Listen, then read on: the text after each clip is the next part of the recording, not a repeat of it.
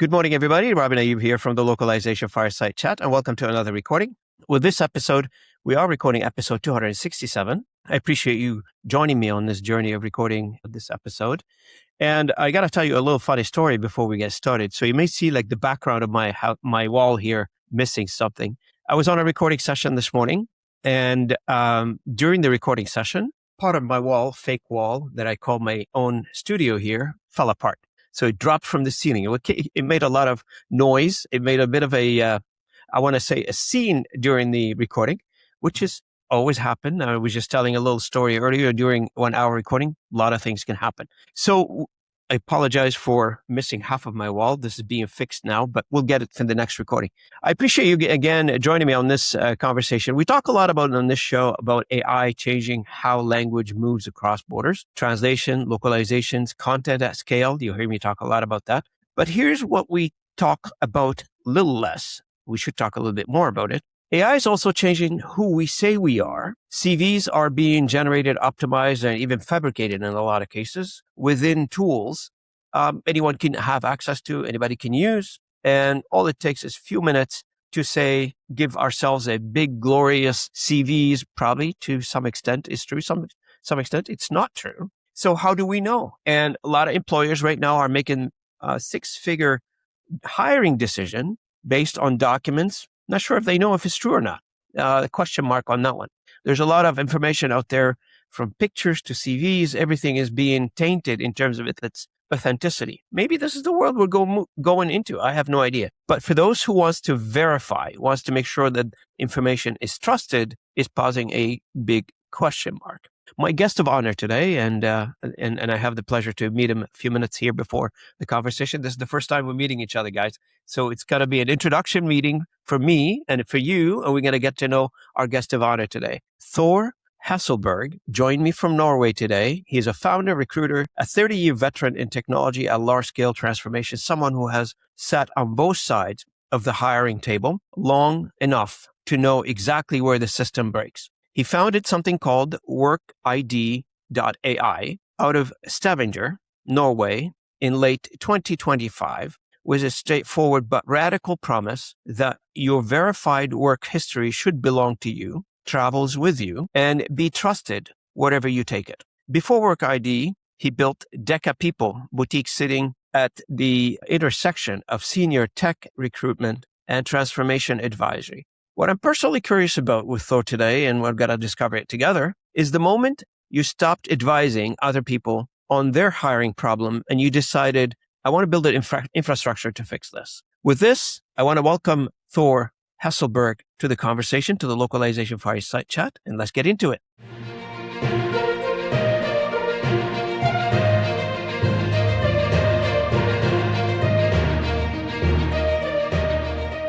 Welcome to the channel, Thor. Thank you. It's a pleasure being here. And thank you for that great introduction as well. It's been a long journey, 30 years. And, I really appreciate you being with me. To be honest, every time I get a conversation that talks about trust and verification of information, I get excited about, because I see a lot of,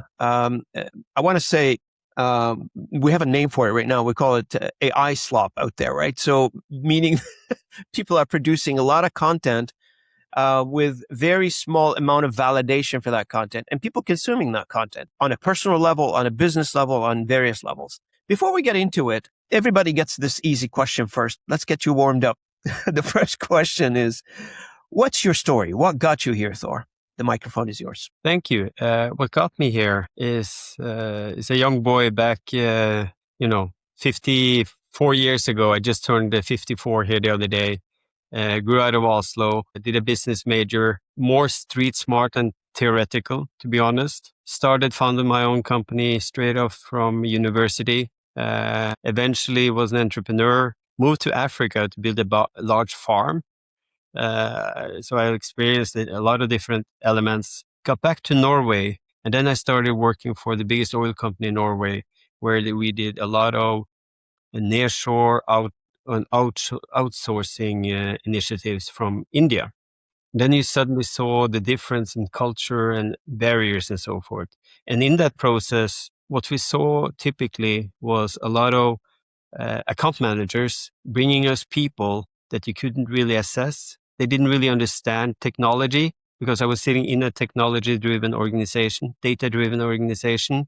And then I eventually realized that if you can't join them, if you can't join Beat them, them, join them.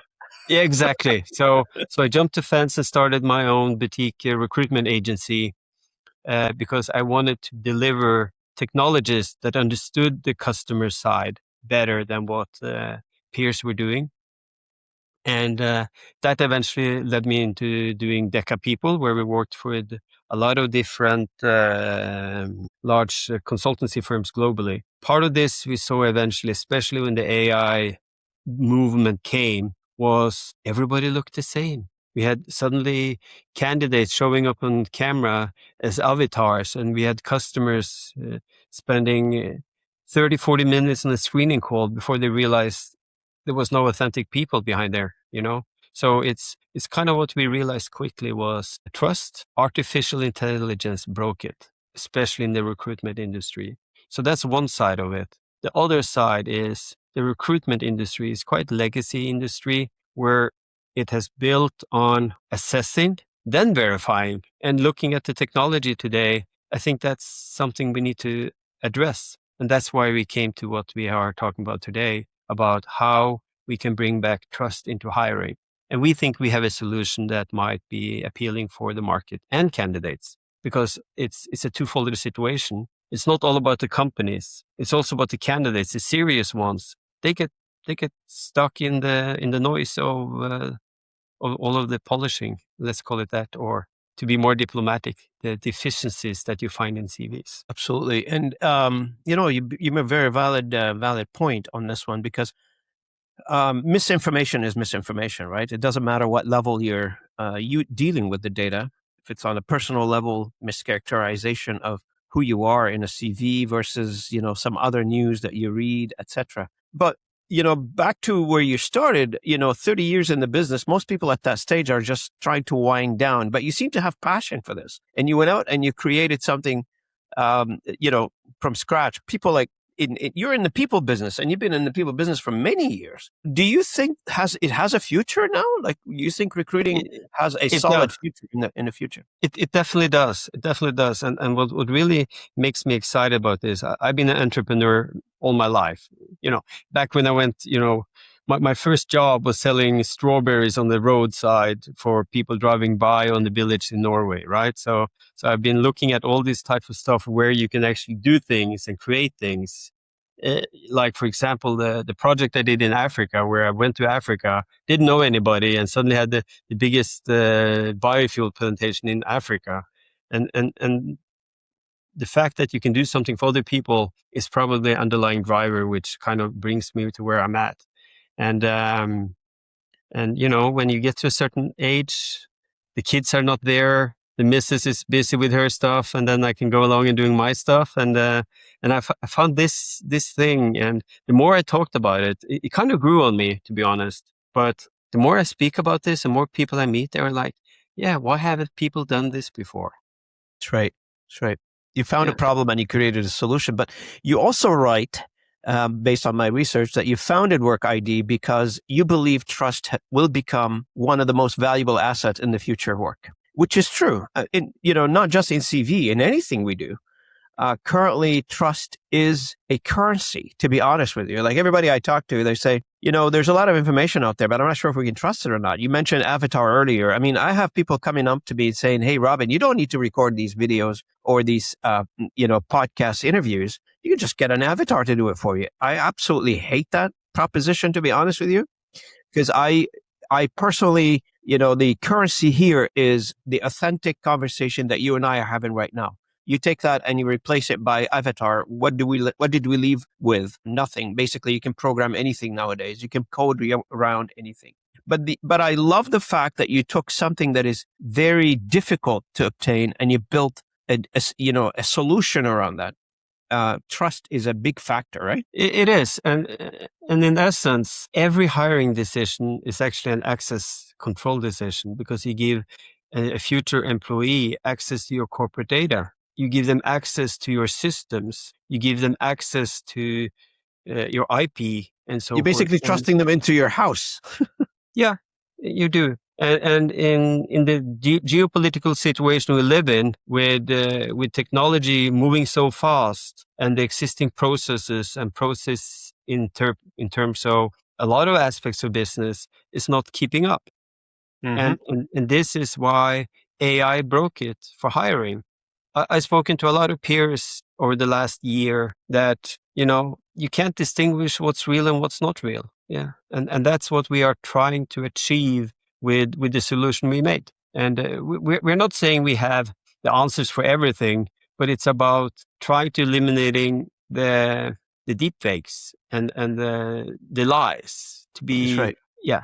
I mean, you can just go on social media, LinkedIn as an example. Anyone could be working for any company today, and there are nobody to verify it. No, I know. It's just bizarre because a lot of people there's a lot of automation out there. There's a lot of tools that you can put in place. There's a lot of fake profiles. People can create profiles about anything nowadays. And if you don't have any way of verifying it, you could be talking to a bot on the other side and we wouldn't know that.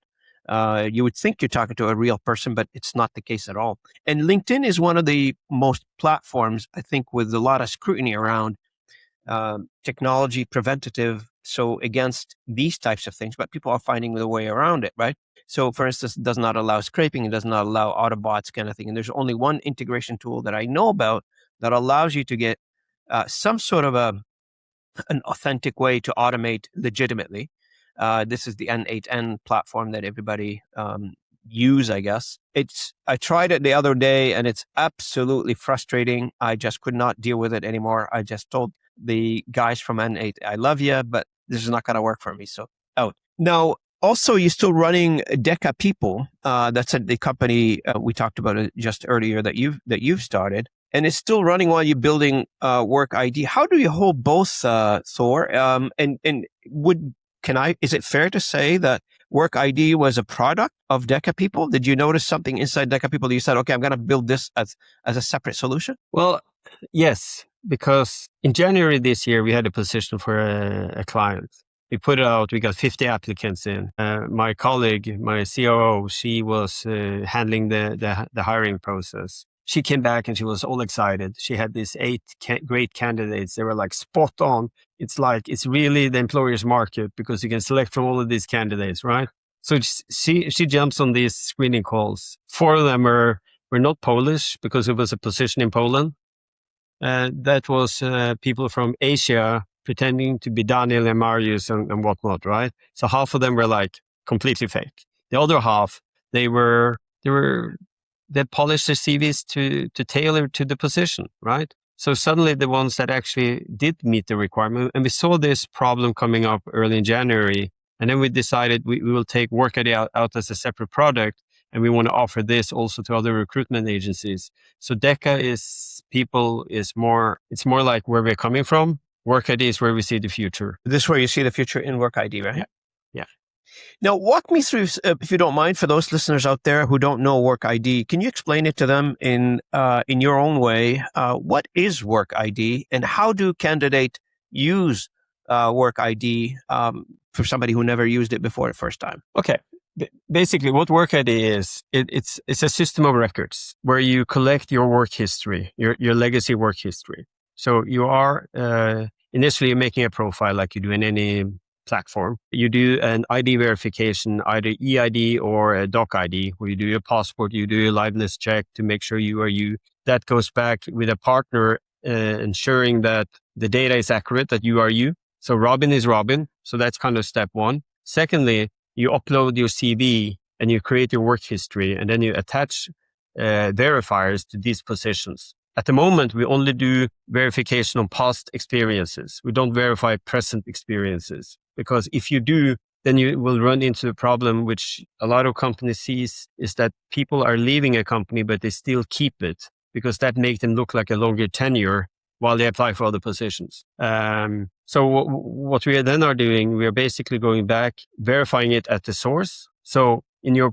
my experience, I worked 30 years in the industry. So my last 6 engagements are not verified, But the one before, I'm starting to verify it with previous HR, direct managers, supervisors that basically can confirm that Thor worked in this company from that period to that period in that position. And that's kind of the basis where we start. Do you get any deeper than this, or just to verify employment? Do you get any deeper than this? Like, what position did you hold? Sorry, what position did you hold? What kind of responsibilities? Are you exaggerating your responsibilities? We are not going much deeper than that. We are actually, the hard facts, which is basically from A to B, position, company is a starting point. Okay. Problem, if you go deeper, is typically there are different ways of interpreting, right? Responsibilities, what you said, do. She said, right? So I think my projects were important. The company would say, well, it wasn't that important. Exactly. So at least we are confirming the employment in that sense. In addition to that, obviously we have different algorithms that can actually go in the background and check and validate the data. In that sense, you then create a trust score based on your accumulated verified profile, and the trust score gives a credibility, just like you go in the bank today and you ask for a mortgage and you get a credit rating. So this is your hiring rating. Doesn't necessarily say how fit you are for that position, because that's still within the hiring manager to assess, but it gives you a credibility, a trust score to say how credible or transparent is Thor's profile. That's in a nutshell what it is. And that it's like a credit score. I love that, because then this is something that you can trust with. This is a factor of trust. When we talk about the what you measure and what you verify, and where the problem started originally, like, I don't know who I'm dealing with here when I see these CVs. How much did you think you've solved by just verifying where they worked and for how long? Is that like solving like 80% of the problem, 50% of the problem that you originally started with? I think it starts with you're solving the main issue that you see in screening efforts initially in the hiring pipeline. If a recruiter gets in 200 applicants for a position, okay, they kind of at least can assess what's credible and what's not credible. So it helps them to speak to authentic people. And just the fact that you do the ID verification, you know that you're speaking to a person and not a bot. Gartner is expecting the analytic agency in 2028 they expect 1 out of 4 will be deepfakes profiles. And if you then imagine that you have 200 applicants, that means 50 of them will be deepfake tomorrow. And I don't know if it's true, but I've heard somewhere that an agent got a job. An agent, what I mean by agent is an AI agent, was offered a job. Well, yeah, I mean, early this summer, last year, there was a spy cell out of North Korea that sent out 167 applicants. And that itself is tremendous processing at scale, right? 76 of these people got hired. And then you actually give them access to your data. That's scary. So the need for compliance in hiring needs to come, because the process is legacy. Because like I said earlier, you start assessing, then verifying. Why don't verify before you assess? And the other issue is most of the market around us in HR tech industry, they are going at this by solving it by making AI recruitment principles. And then they are going on typical different social medias, LinkedIn predominantly, right? Find a lot of people. So they put AI tools on top of self-claimed, self-made systems, right? Imagine a world where you put that on verified data on top of it, then you get trust back, right? Then you get the efficiency in finding candidates and doing it at scale. But the one thing I advocate quite a lot, that AI tools will not replace the human part of hiring, because in essence, you are hiring a team player, not a bot. Yeah. Now, what does a profile look for the candidate? What does it look like? Does it look like your LinkedIn profile, or some other ways of looking at a profile? Quite similar. You have like a profile photo, you have your verified identity, your name, which is then equivalent to your actual name, because a lot of people don't use their sir and maiden name and so forth, right? You have header data, typically with your nationality, phone number, all of those, basic data. You have an about section where you can talk about yourself, what you have done. And then you have your CV basically with which positions are verified and which are not. My WorkID profile right now has a trust score of 83 because I've not validated all of my history yet. because I'm going to use that in part of my outreach to some of my previous employers. So I validate a part of it, not all of it, because it's not about getting to 100. It's about getting to a certain level where you say you are credible enough, like you do at the credit rating, AA, triple. So I would assume like your business model is not just marketing for the candidate. I'm assuming you're marketing for the employer as well. Yes, the business model that we have decided to kick this off with is candidate driven. Because candidate driven first. Yes, because I believe that I should own my data. Why should an employer own my system of records? If you look in the health industry, most of that is digitalized journals right now, right? So there, it's your data, it's your journal, it's your medical history. Your work history is your work experience. Not any company owns it. So we are going towards the candidate to say, it's your data, it's candidate owned, and you decide basically who verify and who, but it needs to be trusted. So we have made a business model where we are going, candidate owns it. It's free to use for employers and recruiters. It's free to use for candidates, but they can opt for a premium solution to get more validation points in terms of get higher credibility score. Now, one of the things I thought I heard or I read about WorkID is you describe it as a trust layer for the global labor market. So how do you go from a platform that few candidates uses in Norway, for instance, to something that an employer in Singapore, Sao Paulo can trust, knowing, that they're using a trust platform, but in the region? How does that translate for you? Well, I think in most recruitment markets or hiring markets, the local market, the level of trust is high, is closer because it's known to you. It's kind of like the further away you get from your native, your market, the less trust you have, irrespectively. Remember, I used to work for this oil and gas company that had a lot of agents sitting in India. How could you really know who is who, right? So the further away you get, the more the trust level gets, the more that you need to trust it. So, and what we see is this is a global issue more than, especially in cross-border hiring, because if you have, let's say, two equal candidates, one being local with a local name or somebody coming from overseas with a foreign name, automatically you will give the local person more trust and more credibility by default in your DNA. But in reality, it's not there. That's why we have it's a global issue, global problem, and it's a global platform. And it's not made all for Norwegians, because Norwegians, we all know each other here because it's so local, right? The city I live in has 120,000 people, and you can easily call somebody to vet that Robin is Robin, right? Yeah, you can easily verify these people because you're living in a small population. Yeah, but so this is a tool that really helps, especially when you need to import or get candidates from a little bit aside or even in remote positions. Elsewhere. Yep. Or you're just opening an office in those countries. You could be in Norway, but you're opening an office in Sao Paulo. I don't know. Yeah, exactly. Yeah. Now, who controls what gets shared, Thor? Is it the candidate?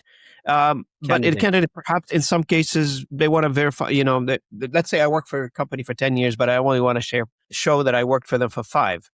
Do I have that ability, or do you enforce some of that characteristics on the information? If you have worked there 10 years and if it's going to be trustworthy, you need to show that you worked there 10 years. Because if you say you worked at 5, but in essence you worked at 10, then you're not. I don't know who would do that, but I mean, I'm just wondering. Exactly. No, but the situation is more, the candidate owns the data. They control who can see it. They control who they share it with. The benefit for the candidate, because what happens in most hiring processes is that you initially go through a screening call. First you get assessed, then you do a screening call, then you do a second interview, typically a technical interview or something. Later you do a cultural fit interview, and then you get a potential offer. So as you go through the pipeline, you build a profile. And then in traditional recruitment, if you don't make it to and win the gold medal and actually get the position, all of that effort and data is lost. But with WorkID, you bring that portability into the next hiring process because you have verified your data, you have done your ID verification, you've done all your verifications on positions, references, and whatnot. All of this is available. So you kind of bring that assessment into the next hiring process. And that portability here is something which has also been lacking in recruitment, which it will help candidates to avoid redoing their work. No, I would assume that the problem also is exasperated by the major or the amount of layoffs that we're seeing across the globe. A lot of companies are laying off people. People are desperate. They want to find a job. And they're resorting to all kinds of ways to get in the door, I guess, I'm assuming. Are you seeing that? Yeah, we're seeing that. And we see a growth in 64% people admit lying on their CV and resumes to get an advantage. And that's grown year over year for the last years. And I think will grow even further because it's kind of like in sports, because I'm an endurance athlete. And in certain sports, if you don't do any artificial or any stimulants, you will not stand a chance, right? And it's kind of the same you're seeing here. AI is kind of, let's put it this way, is putting recruitment on steroids, which is not really good. So we want to help the candidates that want to be authentic and trustworthy by standing out and get in top of the queue by having a factor which distinguishes them from the peers. No, just to look at the flip side of the coin, for instance, as an employer, and I've worked with many of them in the past where they use also AI to scan for keywords in certain CVs. So when the CV arrives to them, there are no actual person is looking at these CVs. You mentioned earlier the volume of those CVs, and every company is different. I know that, and every institution is different. I get that. But for those large ones and they receiving a lot of CVs, there's no actual person reading this. Most of them are being assessed using AI agents, and the AI agents pretty much looking for a keyword structure inside of those CVs. And the candidate knows that. In fact, I did a podcast on this one. I'm imagining a world where the AI agent is working on behalf of the candidate to build a CV, and the recruiter, it just may be my imagination, I don't know. And the recruiter is building an AI to analyze these CVs, and these two are sitting at Starbucks. In reality, perhaps they're talking to each other. I don't know if they even know that, but their bots are talking to each other as well. So I don't know, maybe this is my imagination, but this is exactly what I see happening now. If you add a layer to that, if they both use the same learning module on top of it, right? So it's AI fighting AI. And you see that, but still, like in most hiring processes, if you get 50 applicants, you take 8 to 10 people for a screening call. If you have 200, 250 applicants, you still take the same number into screening call. If you find a good, broad enough number of candidates, you go to the next level. And if you need more candidates because you didn't find 4 or 5 that you take for the second round, then you'll do a couple more screening calls. That's typically how recruitment works in day-to-day efforts, right? So I think what's key here for the candidates is to get through the screening call. To get that, when you get to that screening call, it's all up to you to get yourself further down the line to the process. We help people get to that call. And what we have seen with people using the system is the higher probability to get a screening call. We have candidates that have used our tools that has sent 200 applicants out, right? Suddenly they use WorkID and they say 20, and then they get that first interview. And that's kind of the benefit for the candidate. Now, the counter argument, I guess most people would probably listening to this would probably say, look, the fact that I optimized my CV in an AI augmented way, that proves that I have the skills to use AI. So, but obviously we're not probably in this case, probably the hiring manager is not looking for a skilled AI augmented individual. They're probably looking for, I don't know, an accountant.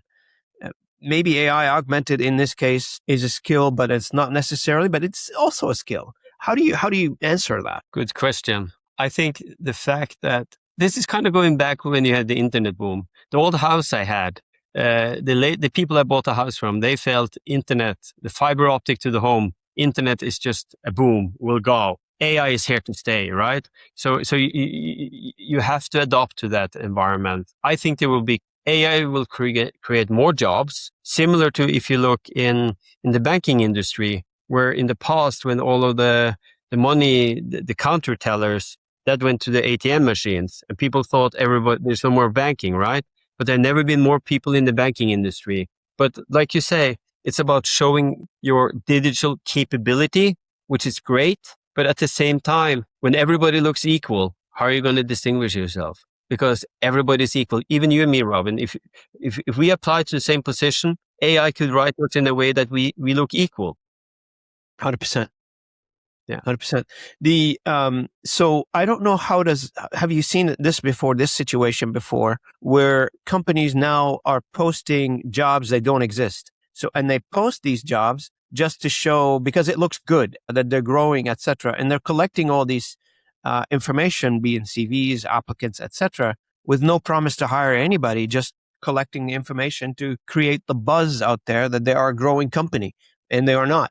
I've heard a lot about that, and I don't know how true it is. But did you see this before? Is this real? Yeah, I mean, and that's been around for many years, right? Because recruitment activity is also part of your marketing mix, right? To put your company out there. And that's not new in the AI age, let's put it that way. That's always been around, right? Yeah, I think that's always been around. The threshold, I think that's been around since job boards got digitalized. Most companies didn't put an ad out in the paper if they didn't intend to hire somebody. But that's analog hiring like you and I did back in the days, right? Yeah, that's right. Walk into somebody and hand them a piece of paper and shake their hand, say, "I'm looking for a job." Exactly. I don't think this is happening now. No, that unfortunately that's gone. No, I want to ask you. I was going to ask you about the legislation part, the government control part. Well, good control. I don't know what you call it, but for instance, where I live here in Canada, in Ontario, for instance, the government just a few months ago, they passed a legislation that you're not allowed to post something online. If you post a job, you're going to end up either saying, "I'm testing the market and I'm posting a job," because if you don't post a job in that frame, you are now obligated to hire somebody. You can't do a fake post, basically, of hiring somebody, and you don't end up hiring. And there are a few criteria. For instance, you have to advertise the salary. Yeah. You can't just say TBD anymore. You have to put something in there. Obviously, these things changes as the negotiation go along, but they put some rules and regulations around that. It was a wild, wild west. Anybody can post anything. Yeah, you know that great phrase, competitive package. Competitive. What is that really, right? We're seeing the same transparency requirements in Europe as well. Here we also have the GDPR, Privacy Act as well, and so forth. And recently, EU has this AI Act that came in Europe as well, which is all making it, you need to be more transparent on how we actually have assessed candidates and people. We see this legislation, and that will come irrespectively. And this is to protect both sides of the table, the right? employer and the candidate, right? Yeah. I think that's a good thing. Yeah, like I think there's some control needs to be done there. You go on, I don't know, Dice or Indeed or one of those platforms, and you see companies are hiring like 1,000 jobs. I'm thinking like, who hires that many? And why do you need them that many? Anyway, so it makes you question some of the stuff. And legislation, I guess, or control or some sort of a law around that. No, of course, it depends on which country you're in and, the legislation in these specific countries. One of the phrases that I really caught my eye is regarding WorkID is across employers, platforms, and borders. Now, I got the little bit around the border that really sort of stuck with me, because each country has its own way of working, and there are many ways we can either verify or enable to verify. There's 195 recognized countries around the world. Not all of them are you got to be able to pull information from. Is that a ubiquitous statement, or is it depending on which country that candidate's coming from? Well, the way we are doing it with their HR department we store that data so we know who that is. So we have the transparency of knowing who has verified you. So we can actually then go out and verify that is real. So that's one element. In certain countries, in certain places, you can actually tap into the governmental portals to verify that people has actually worked there and pay their taxes through that agency and company. Okay. Because you also have another issue in certain countries that will come is the fact that people can so-called work for multiple companies at the same time. So you take a full-time salary working for company A, B, and C, but you only, the day is only 24 hours and you still need to sleep 7-8 hours. So you have that issue as well, especially where people are working in a hybrid setting, right? Where you can actually work mostly remotely. That was also an issue post-COVID. And that's something in certain markets, you have the access to that. But we are not necessarily at that level yet with our platform. But that's in certain countries. UK, as an example, is a place where you can go in and actually tap into the governmental portal on an API level to see who are you actually working for. That's also a way to assess and verify work history. Now, who does the verification? Is that like an automated way of doing the verification? Is that AI built? Or it's a human? It's a human. No, it's not human, because human can make errors. It's basically you as a candidate, you nominate, let's say, your previous manager. We send them an SMS. They go in and verify the date, start date, and confirmation. And then we go out and use open source access to see that that's the likelihood of that happening. So that's the AI part in the background. But this is a journey, right? So it's kind of, if you're building, when you grew up, you need to crawl before you walk and walk before you run. And this is also going to happen to the compliance industry. Another element is what we see typically is certain positions require credit checks, right? Would you hire a CFO knowing that the person had defaults on their private economy? Yeah, that'll be interesting CFO to hire. Exactly. Or a procurement officer. There are certain positions that do require a higher level of investigations or validation. Even in like schools, nursing homes, and so forth, at least in our market, you need to have a police certificate. And we can authenticate that you have had that police certificate, but not necessarily collecting it, because that's you need to have purpose to do so. And all of this data is important for you when you apply for your next position, that it's done, so we can stamp it's done, and it has an expiry date at a certain time, but we don't store that data physically because we don't want to have that responsibility. I don't want to bring this up, but I want to, because this is very interesting story to add to this conversation. A few months ago, it was on the news here in Canada that a pilot has been working for Air Canada for, 27 years, 30 years almost. He retired, and through the retirement process, they found out that he's been flying, 300 passenger plane with no license. So I don't know the details of what happened and how it happened.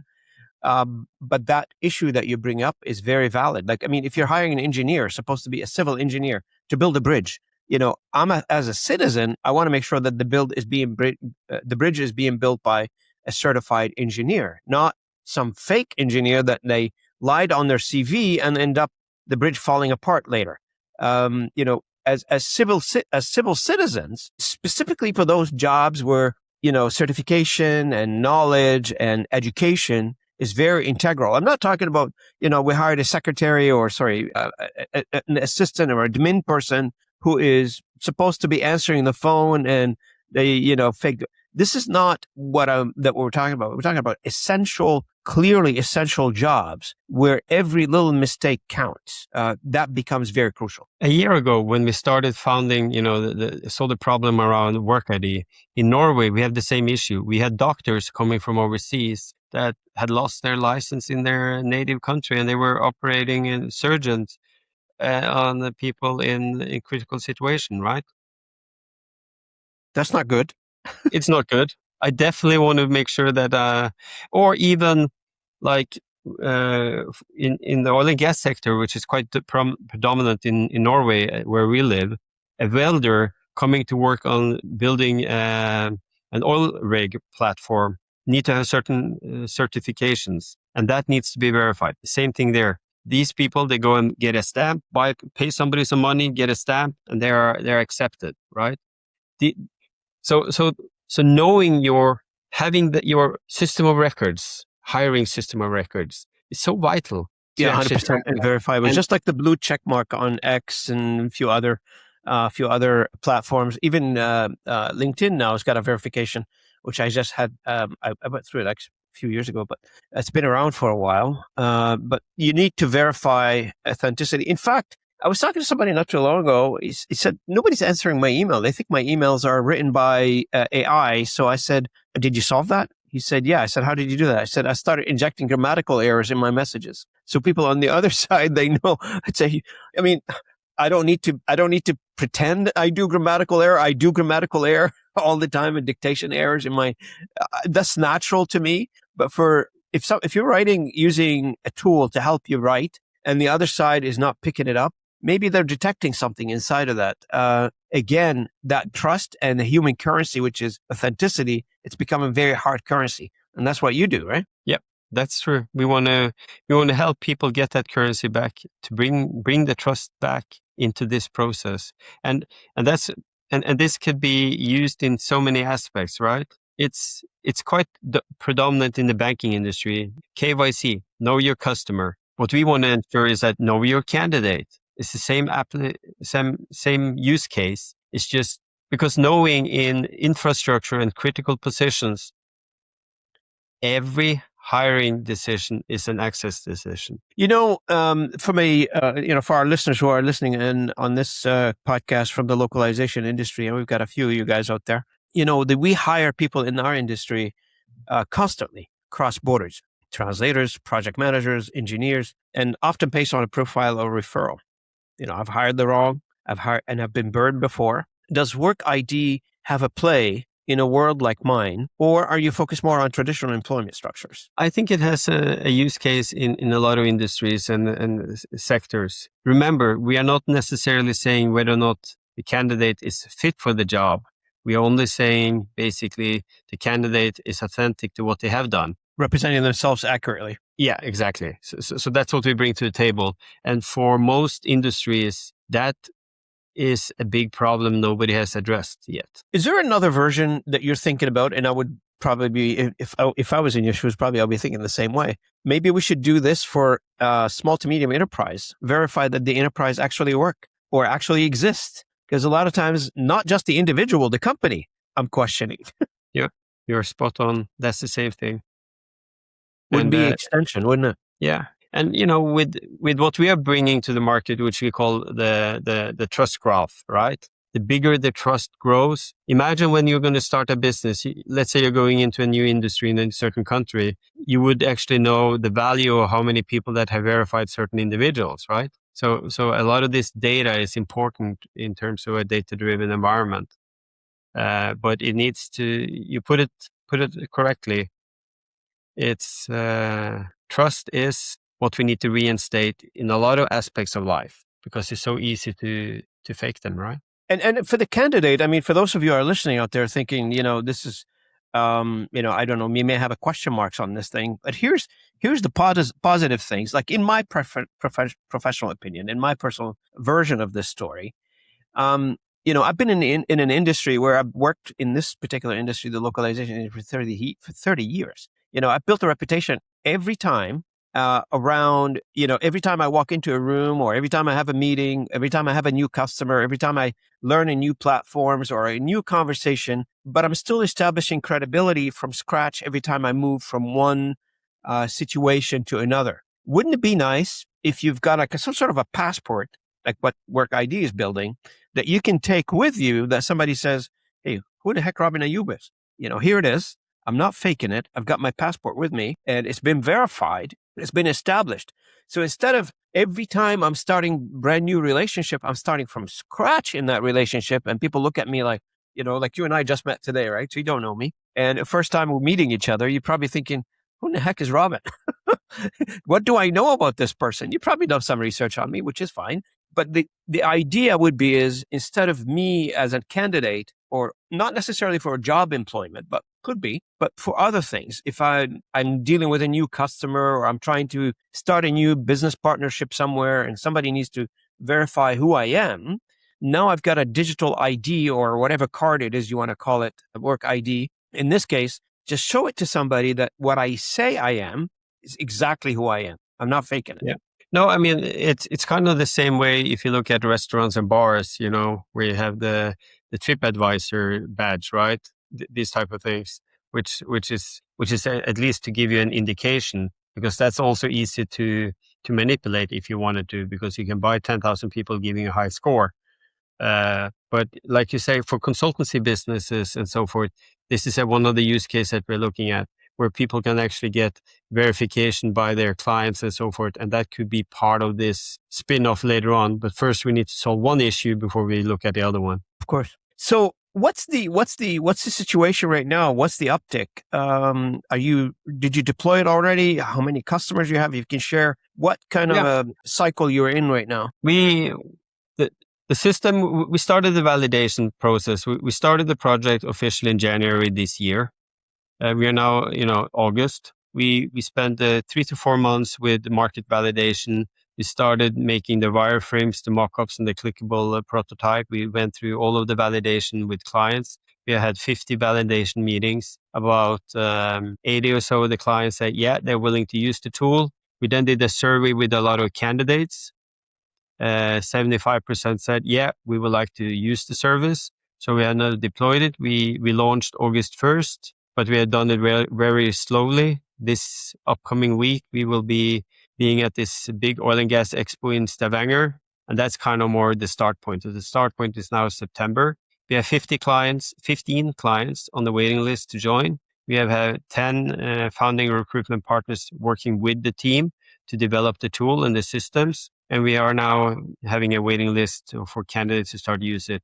At the moment, we are a small group of candidates in the system, but the adoption starts now. So its platform is built, tested, validated, and now ready to scale. So oil and gas is your test market at this point? Not necessarily. That was entry. More, it's not really. I think tech will be more. It was more coincidence that expo is in my hometown this week. Okay. Yeah. Okay. Excellent. Now, from a founder perspective, who came to build companies, etc., after a long career, being a practitioner, such as yourself, what do you think? Where you are right now, that background gives you, and at what cost? From a 28 years ago till now, 28 years old, you start something, an idea. You mentioned you were an entrepreneur when you were in university versus what you're doing right now. That journey of being an entrepreneur since the beginning of your business career, how do you view what you've done, early on to where you are right now? I think we go through life and you pick up, you make errors, you learn things, you do things well, and you go back and forth a little bit. And the fact that I think what I have done in the past has shaped me in a way that I can actually do this well. I am an endurance athlete, and being an endurance athlete by heart, you need to be able to go in the long run, right? And this is a journey that will take time because the adoption here, and typically, if I was 25 years old, I would probably go too fast. So bringing that 30 years of industry experience into knowing when you need to push hard and when you need to actually prioritize and do things properly before you press the button. That experience I didn't have when I was in my 20s. That I do now have. So I'm kind of second wave entrepreneur, and that also makes me get up in the morning every day with a happy smile on my face because today I'm doing what I love and have passion for. And that you can't put a bit of price tag in that. Absolutely. You can't put money on this one. That's experience. Now, let's imagine it's 2030. WorkID worked.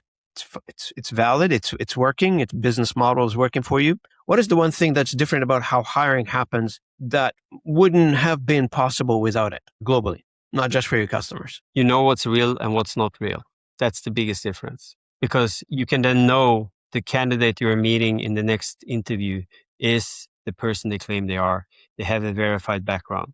That knowledge and that certainty and that confidence, both the candidate and the hiring entity will have into that discussion, will make a material impact for both parties. And Thor, sorry, go ahead. Now, our goal by 2033 is to have 20 million verified profiles, and we will make that goal happen. Are you driven by investment or self-funding the company? We are bootstrapped because I've gone through the process in the past, inviting investors in, and suddenly the investors' targets on return comes on the expense of quality at times. So we have bootstrapped it. We have a very, very smart team. I'm lucky being around young, smart, energetic people. That kind of drives me, and together we're a good mix. So without that team, this wouldn't have been possible. And I think my experience guides them, and their youth guides me up in the morning to be on the toes as well. So I think that is part of it. And I do hope this podcast that we're recording today helps a little bit and drive the message forward for you and for your team. I do want to ask you a couple more questions, small questions. Yeah. If you had to leave the audience with one thing today from our conversation, one shift on how they think about professional identity when it comes to trust and hiring, what would that be? Get verified. Make sure that when you send in an application that you can confirm who you are, what you have done.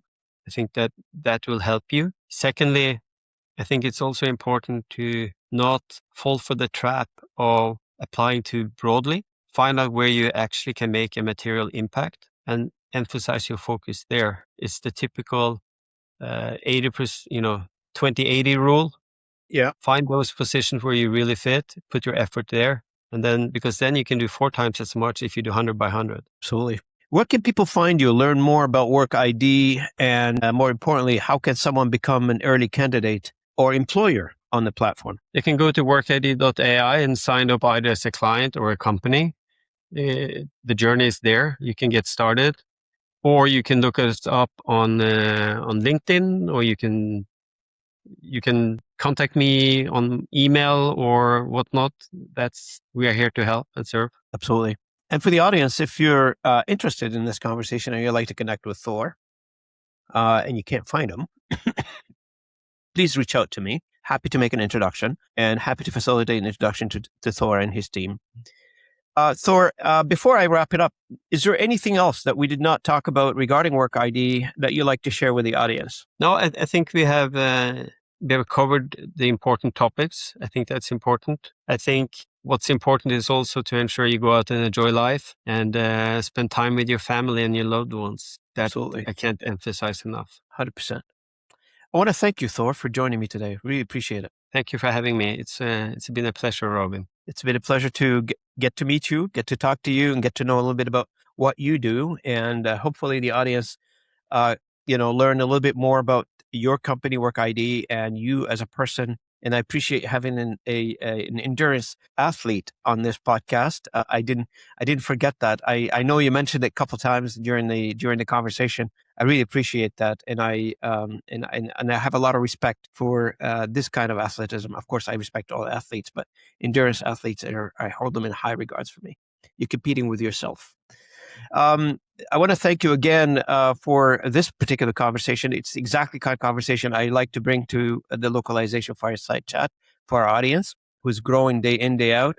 For the past 7 days, we've been averaging close to 12,000 unique listeners and downloaders of our podcast. This is pretty amazing, to be honest with you. 3 years ago, I started this podcast with just one hope, that my mother would watch it. And now I feel greatly honored, grateful for everybody who watches, who listens, who contributes to the conversation. So I want to thank you all for helping me recording this episode 267. And if you're watching us on YouTube, thanks for watching. If you were listening to us on the podcasting platforms, thanks for listening. And if you're also doing the research, I hear you guys like the blog, robinayub.blog, where I summarize all these conversations for research purposes. If you guys want to do that, head over to the blog post and look up the previous conversation that we've had. Thank you again for contributing there as well. And I will see you guys at the next episode. It's been an honor and pleasure to have our guest with us, Thor Hesselberg. And I look forward to having another conversation with Thor down the road and get an update on what has progressed in WorkID and how is he doing. And it's always a pleasure. It's always an honor to have a brand new conversation. And I'll see you guys at the next episode. Thanks, everybody. See you later. Thank you.